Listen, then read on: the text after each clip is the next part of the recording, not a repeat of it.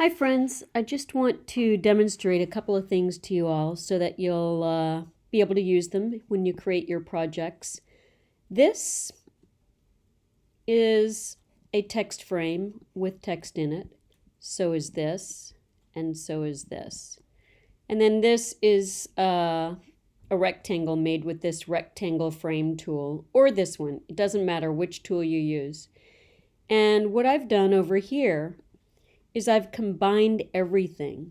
So I took this, I cut it, and then I add it to this box. So I can get rid of, let's see, there it is.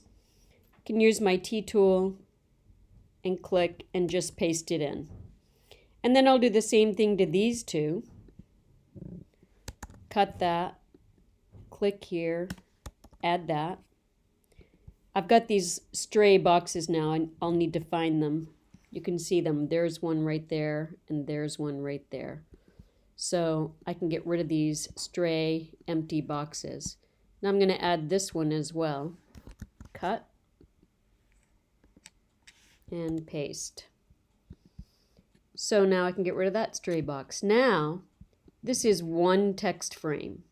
The other thing I did to make this one beside it look better is I went to the text frame options.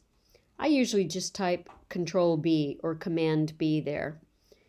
And here I did a text inset for that one box.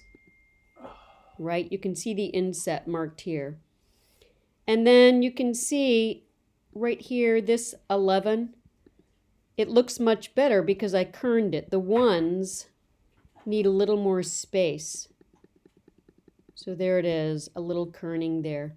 There's other things we could do to this, but now this is one text frame rather than a box plus 3 text frames. And that makes things a lot more compact, easier to align, and it makes the files smaller.